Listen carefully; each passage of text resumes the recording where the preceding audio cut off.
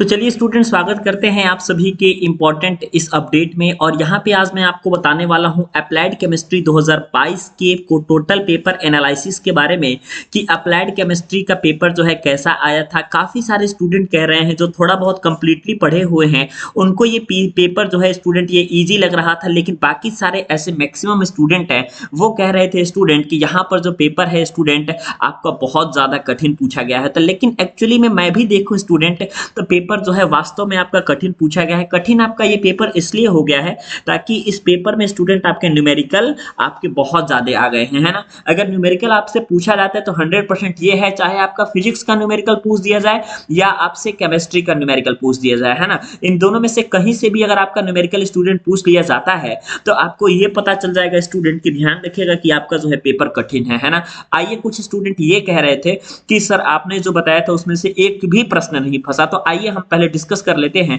कि इसका पेपर का लेवल क्या है और हमने जो बताया है उसका जो है आप कैसे देख सकते हैं कि कितना पेपर फंसा है कितना नहीं फंसा है ना। आइए मैं कंप्लीटली एनालिसिस करके आपको बताता हूं एक बाई एक एक करके, है ना। आइए सबसे पहले हम स्टार्ट करेंगे स्टूडेंट आपके 5 नंबर वाले प्रश्न से, क्योंकि हमको जो है बहुत जरूरी है कि ऐसे स्टूडेंट का डाउट क्लियर किया जाए। तो आइए हम सबसे पहली बार लास्ट पेपर से हम चलते हैं और मैंने आपको बता देता हूं सीधे तौर पे। मैंने 100% कहा था और कल को आपको प्रैक्टिस भी करवाया था कि आईयूपीएसी नेमिंग पे बच्चे आप लोग प्रैक्टिस कर लीजिए, है ना। 2 3 4 मुझसे जितना हो पाया उतना मैंने करवाया था। एल्कोहल पे भी करवाया था, नॉर्मली ये वाला भी करवाया था, आपका एल्कीन पे भी करवाया था, एल्काइन पे भी करवाया था, और ये वाली तो मैंने ऑलरेडी दी थी आपको, है ना।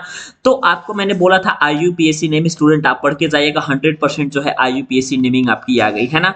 अब देखिए क्या क्या चीजें जो मैं बोला था और वहां पे पढ़ के आप लोग गए हैं और आ गया है। दूसरा ये था आपको मैंने बोला था सीधे तौर पे कि बच्चे आप लोग क्या करिएगा कि बहुलकों के प्रकार के बारे में जरूर तैयार कर लीजिएगा। बहुलक किसे कहते हैं और बहुलक के प्रकार क्या होते हैं, है ना। तो बहुलक किसे कहते हैं ये तो नहीं आया, लेकिन संघनन और योगात्मक बहुलीकरण में अंतर आ गया। इससे आपका एक चीज स्टूडेंट स्पष्ट होता है कि आप जो है इतना पढ़ के गए होंगे तो आपका पेपर अच्छा हुआ है। और क्यों ना हो स्टूडेंट आपका यहाँ पे ऑलरेडी पूछा जा रहा है, कहा जा रहा है कि किन्हीं 2 प्रश्नों को हल करिए। जब आपको सिर्फ 2 ही प्रश्न इसमें हल करना है तो 2 प्रश्न आसान है, मैंने बता दिया। अब देखिए उसके बाद यहाँ पे प्रश्न नंबर 4 पे हम स्टूडेंट आते हैं। तो प्रश्न नंबर 4 में आप देखेंगे कि संक्षारण को परिभाषित करना है और जंग का रासायनिक सूत्र लिखना है। इसका सूत्र भी मैंने लिखा था कल और 100% मैं आपको बताता हूं कि धात्विक संक्षारण किसे कहते हैं, इस बात को भी मैंने परिभाषित ऑलरेडी वहां पे किया था, है ना। तो ये 2 चीजें जो हैं ये चीजें तो आपकी 100% बताई गई थी। और इसके साथ ही साथ मैंने ये भी बताया था आपका कि बच्चे ध्यान रखिएगा कि इसमें जो है आपका बहुत ही इंपॉर्टेंट चीज है ये। और यहाँ पे आप लोग को क्या करना है कि कंप्लीट रिएक्शन लिखना है ना। और स्नेहकों में योजक का क्या महत्व होता है, स्नेहक के बारे में मैंने पूरा कंप्लीट इंफॉर्मेशन दी थी, तो ये चीज लिखना है। तो आपका ये जो मैंने बताया था वो 100% मैच कर गया। इसके अलावा मैंने आपको बताया था कि भैया आप लोग प्रतिरोधक विलयन के बारे में आप लोग जरूर पढ़ लीजिएगा, बफर विलयन के बारे में आप लोग जरूर पढ़ लीजिएगा। और कई सारे स्टूडेंट बफर सॉल्यूशन के बारे में पढ़े और बफर सॉल्यूशन उन्होंने करके आ गए, तो कोई दिक्कत की बात नहीं है। इसका महत्व क्या है ये भी करके आ गए। साथ ही साथ संक्षारण को बचाने के लिए जो आपका वैद्युत लेपन की विधि थी, मैंने क्या कहा था कि संक्षारण किसे कहते हैं, संक्षारण को बचाने के उपायों के बारे में व्याख्या कीजिए। और आप लोगों ने इतनी चीजों को किया 100%। आपका इसमें प्रश्न नंबर 4 में से भी आपका 10 नंबर का आ गया है, तो यहाँ पे भी आपका 10 नंबर का मैच कर गया। अगर आपको पेपर कठिन लग रहा है स्टूडेंट तो वो लगेगा ही, क्योंकि अब मैं आपको जो दिखाने जा रहा हूँ यहाँ से आपका पेपर का लेवल कठिन है, तो 100% जो है आपका यहाँ पे कठिन होगा। तो ये चीजें देखिए, जैसे कि इसमें से किसी 2 भागों को आपको करना था, है ना।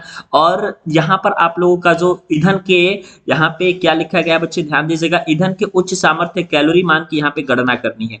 कभी भी आपका हमेशा याद रखिएगा स्टूडेंट की अप्लाइड केमिस्ट्री में कभी न्यूमेरिकल नहीं पूछा गया है, और जिस टर्म से यहाँ पे न्यूमेरिकल पूछा है ये भी नहीं पूछा गया है ना। तो आपका यदि यहाँ पे स्टूडेंट पूछा गया है तो एक चीज आप ध्यान दीजिएगा कि यहाँ पर आपका बम कैलोरीमिति का देखिए, बम कैलोरीमिति से मैक्सिमम आपका पूछा जाता है थ्योरी की थ्योरी, आप बताइए बम कैलोरीमिति का सिद्धांत। लेकिन न्यूमेरिकल पूछ दिया गया, कोई नहीं जानता था बच्चे की यहाँ से न्यूमेरिकल आपका पूछा जाएगा, पूछ दिया गया, तो 100% मैं कह रहा हूँ कि कठिन है पेपर का लेवल, है ना। प्लस आपका जल की कठोरता से भी अगर आपका न्यूमेरिकल पूछ दिया जाता है तो पेपर और कठिन हो जाता है। लेकिन आप 100 वाला अगर प्रश्न देखेंगे बच्चे, तो ये तो मैंने कल बताया था आपको कि 5 नंबर में एक चीज आप याद कर लीजिएगा कि जल को शुद्ध करना क्यों आवश्यक है, जल को घरेलू जल हमारे जो होते हैं उसमें विसंक्रमण क्यों आवश्यक है, वेवी संक्रमण हम किस तरीके से करते हैं, क्लोरीन डाल के करते हैं। HOCl वाला जो मैंने रिएक्शन बताया था, जबरदस्त तरीके से इसको मैंने कंप्लीट रिएक्शन लिख के बताया था, है ना। कि नहीं, दो विधियों का मेथड भी मैंने बताया था ऑलरेडी आपको। तो अगर आपको तो ये चीजें आपको जरूरी है कि ये चीजें आपको करनी चाहिए थी, तो यहाँ से ये 5 नंबर हो गया, है ना। अब यहाँ से आपका पेपर का लेवल स्टूडेंट आप देख रहे हैं कि कठिन हो जा रहा है ना। अब यहाँ पे आप देखिए, आप यहाँ पे आइए किसी 5 संख्याओं को, जिसमें किसी 5 चीजों को जो हल कर रहा था, 2 into 5 का जो टर्म होता है, आपको इसमें से 5 चीजें हल करनी थी। अब देखिए, ये जो क्वांटम संख्या स्टूडेंट आप देख रहे हैं, मैंने चारों क्वांटम संख्याओं के लिए बताया था कि चारों क्वांटम संख्या जो है आप स्टूडेंट तैयार कर लीजिएगा। आप लोगों ने अगर तैयार कर लिया, मुझे पता है स्टूडेंट काफी सारे क्वांटम संख्या को तैयार किए थे, है ना।